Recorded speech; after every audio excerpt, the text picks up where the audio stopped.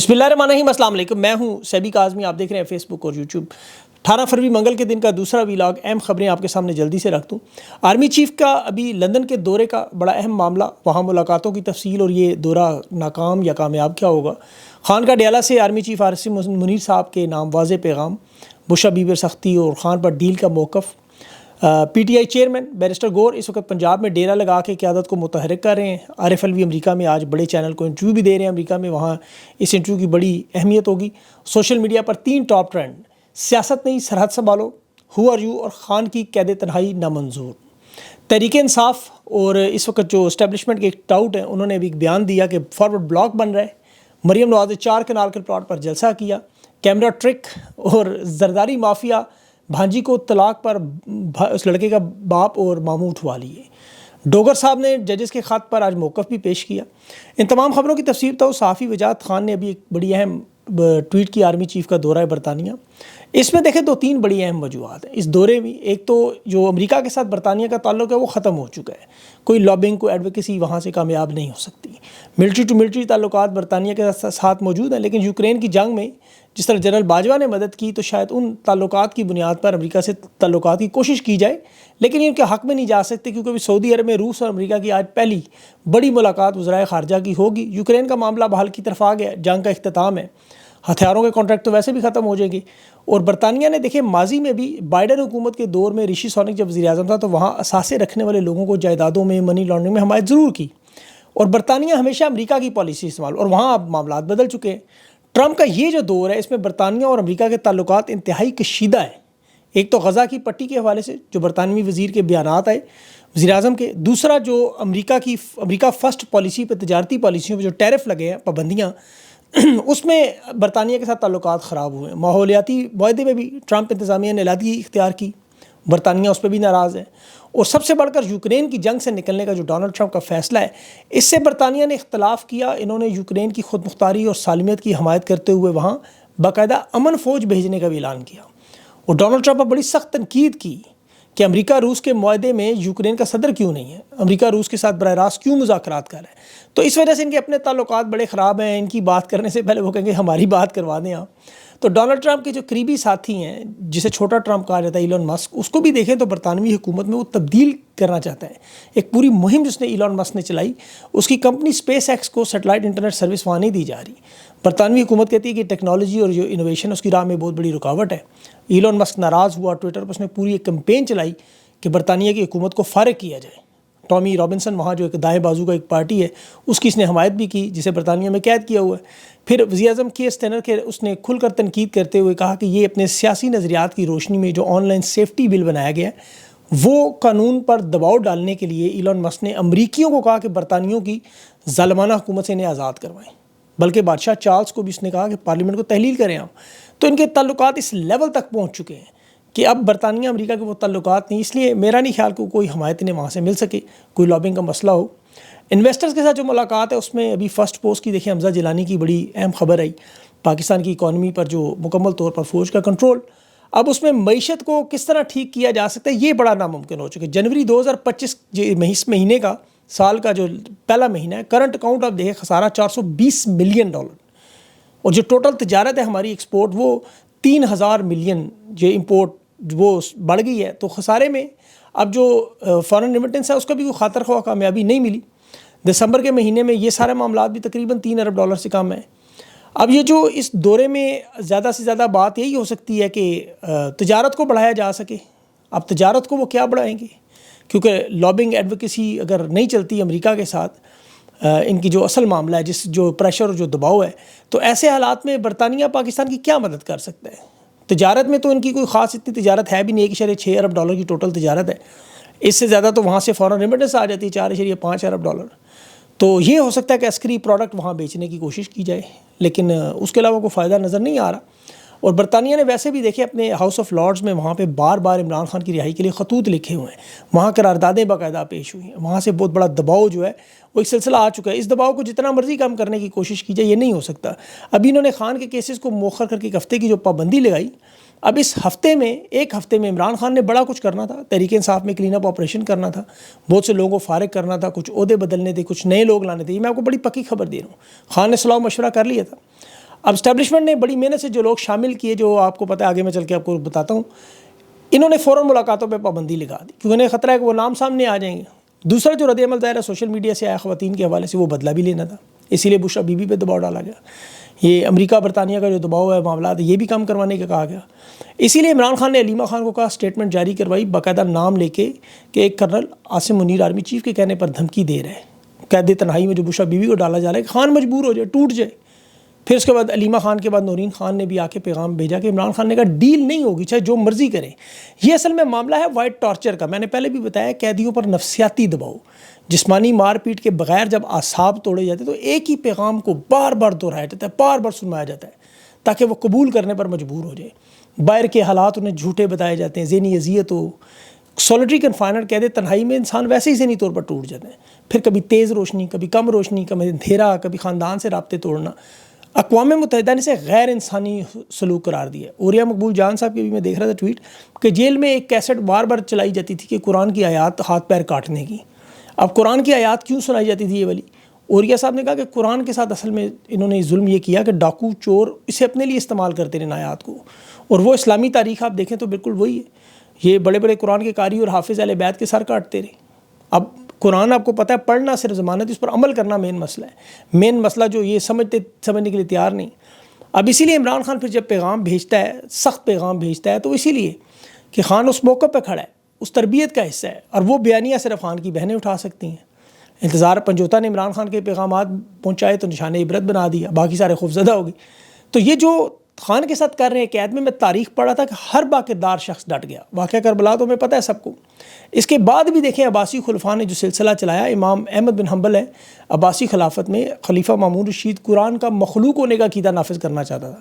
انہوں نے مخالفت کی، کوڑے مارے، قید میں ڈالا، اذیتیں دی، وہ عقیدے سے نہیں ہٹے۔ سلطنت عثمانیہ کا آپ نے نام سنا ہے، سلطان عبدالحمید دوئم، فلسطین میں زمین دینے سے رشوت پہ انکار کیا تھا، اس نے اسے معزول کیا، جلا وطن کیا، لیکن وہ لڑتا رہا آخری دم تک۔ جمال الدین افغانی برطانوی راج کے خلاف یہی معاملہ تھا۔ ٹیپو سلطان سرنگا پٹم کی شہادت سے پہلے، شہید ہونے سے پہلے، انگریزوں نے بہت خریدنے کی کوشش کی، بار بار ڈیل دے کے جاتے، بار بار آفر کرتے تھے، لیکن نہ وہ جھکا نہ بکا۔ اور پھر ڈیل کے دوران ٹیپو سلطان ایک مشہور جملہ کہا تھا کہ شیر کی ایک دن کی زندگی گیدڑ کی 100 سالہ زندگی سے بہتر ہے، کیونکہ بار بار یہ ڈیل لے کر انگریز آتا تھا، پھر اس نے تاریخی جملہ کہا تھا۔ تو مزاحمت کرنے والوں کو دیکھیں اللہ کی طرف سے مدد ملتی ہے، کمزور لوگ بھی جب اللہ مدد کرے تو وہ ڈٹ جاتے ہیں۔ آخری مغل بادشاہ بہادر شاہ ظفر، آپ کو پتہ ہے علامتی بادشاہ تھا، ایک شاعر مزاج، کمزور، انقلابی شاعر نہیں تھا، رومانوی شاعر تھا، زیادہ تر سیاست درباری کرتے تھے۔ یہ آخری مغل بادشاہ تھا لیکن نظریے پہ کھڑا ہو گیا۔ بغاوت ہوئی تو اس وقت 9 مئی کہہ لیں اس وقت کا، برطانوی، لیکن اس میں کچھ افسر مارے گئے تھے۔ تو اس بغاوت کا ذمہ دار اسے ٹھہرا کے دلی پر حملہ کیا جنرل ہڈسن نے، فوجی برطانوی مارے، اور اس کے 2 بیٹے اور 1 پوتے کو اس کے سامنے بے دردی سے قتل کیا، اور اس کے سر بھی لے کر آئے، بلکہ شاہی خاندان بھی باقی سارا مار دیا، جلا وطن کر دیا۔ پھر اب یہ طاقتور حکمران نہیں تھا، شاعر تھا، لیکن ڈٹ گیا۔ اب جو باغی تھے تھوڑے سے، انہوں نے اسے کہا کہ تم ہمارے بادشاہ ہو، عوامی حمایت ملی تھوڑی سی، ساری سلطنت ختم ہوگی، لیکن وہ تھوڑی سی عوام کی حمایت نے اتنا حوصلہ دیا کہ یہ ڈٹ گیا۔ قید خانے میں اس کی آپ کو پتہ ہے جان گئی، لیکن نظریے سے نہیں ہٹا۔ تو حمایت آ جائے عوام کی تو پھر آپ کو پتہ ہے کمزور بھی نظریے پہ ڈٹ جاتے ہیں۔ خان تو طاقتور دلیر آدمی ہے۔ پاکستان کا ماضی 1999 سے آپ دیکھیں، نواز شریف کو جب گرفتار کیا تو عوام کی حمایت نہیں تھی، پارٹی کے لوگوں کی حمایت موجود نہیں تھی وہاں۔ مشرف کے ساتھ سارے معاملات طے ہو چکے تھے۔ نواز شریف بیسیکلی ایک بزدل رہنما تھے، یہ ڈیل کر کے بھاگ گئے سعودی عرب۔ بے نظیر بھٹو بھی 1977 میں مارشل لا لگا، ذوالفقار علی بھٹو کی حکومت ختم ہوئی تو جب گرفتاری ہوئی اس وقت ذوالفقار علی بھٹو کی مقبولیت میں عوامی حمایت تقریباً نہ ہونے کے برابر تھی، کیونکہ جو 77 کے انتخابات تھے وہ جو ذوالفقار علی بھٹو نے کروائے، وہ الیکشن ویسے ہی جیتا تھا، لیکن اس نے دھاندلی اور واردات کر کے 200 میں سے 155 نشستیں چھین گیا۔ پھر نظام مصطفیٰ چلی تحریک، پھر 9 جماعتوں کا اتحاد بنا، اسلامی حکومت کا نعرہ لگا، اور پھر ذوالفقار علی بھٹو کے ہاتھ سے حالات نکل گئے۔ عوام کی حمایت نہیں تھی بالکل بھی، اسی لیے جب مارشل لا لگا، ذوالفقار علی بھٹو کو گرفتار کیا گیا، بعد میں پھانسی لگی، تو وہ رد عمل نہیں آیا جو آنا چاہیے تھا۔ اس میں ایک تو 77 کے انتخابات میں دھاندلی تھی، عوامی غصہ تھا، لوگ مخالف ہو چکے تھے، مذہبی جماعتوں کے جو حامی تھے وہ تو بالکل نام ہی نہیں سننا چاہتے تھے۔ پھر مارشل لا سے انہوں نے خوف بنایا ہوا تھا، کریک ڈاؤن کیے ہوئے تھے، جلسے جلوس بند کیے تھے۔ پیپلز پارٹی کے یا تو گرفتار تھے، یا جلا وطن تھے، یا خاموش تھے۔ پیپلز پارٹی کے اندر بھی اسٹیبلشمنٹ نے وہی کام کیا جو آج پی ٹی آئی کے اندر انہوں نے کیا ہے، لوگوں کو توڑا۔ نصرت بھٹو اور بے نظیر نے احتجاج کی کوشش کی، لیکن زیادہ تر سینئر لوگ مارشل لا حکومت سے مفاہمت کا راستہ اپنانے کی مشورے دیتے تھے۔ یا کچھ خاموش ہو گئے، کچھ کے ساتھ ضیاء الحق کی حکومت نے اندرونی سطح پہ بات چیت کر لی، میڈیا ویسے ہی کنٹرول تھا، سوشل میڈیا تو تھا نہیں اس وقت، تو نہ کوریج ہوئی، اور پھر ایک سندھ میں تھوڑی سی بس مزاحمت نظر آئی تھی، بڑی تحریک نہیں بن سکی۔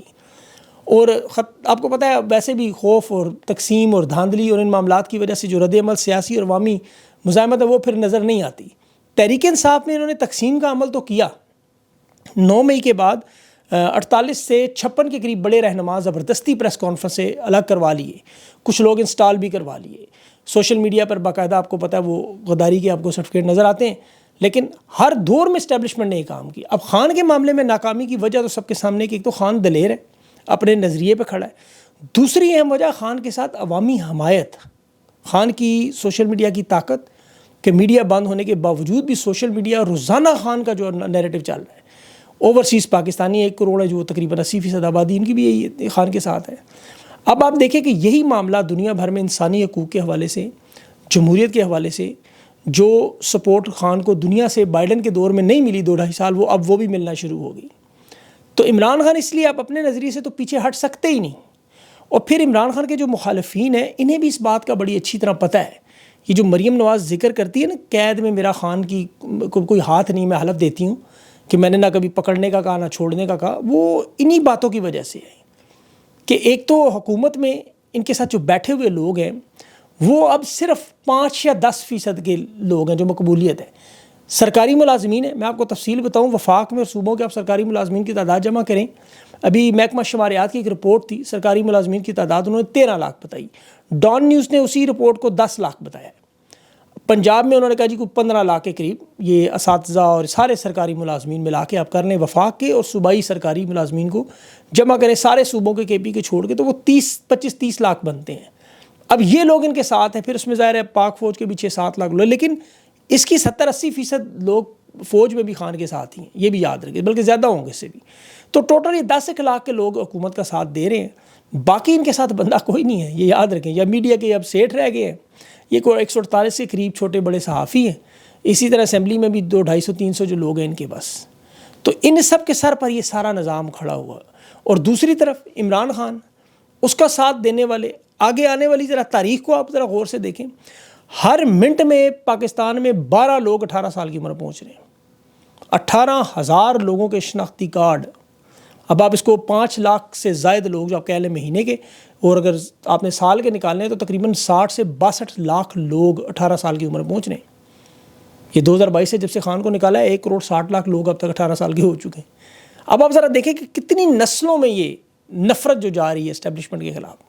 ابھی ایک اعلیٰ عہدیدار تھے اسٹیبلشمنٹ میں جو بتا رہے تھے کہ اب بھرتی سینٹروں میں اب وہ درخواستیں نہیں آ رہی جس طرح پہلے آتی نہیں، اور استعفوں کا ڈھیر لگا ہوا ہے، لوگ نوکریاں چھوڑنا چاہتے ہیں، استعفے منظور نہیں کیے جا رہے، کیونکہ لوگ اپنی آنکھوں سے یہ ظلم و ستم ہوتا ہوا دیکھ رہے ہیں روزانہ۔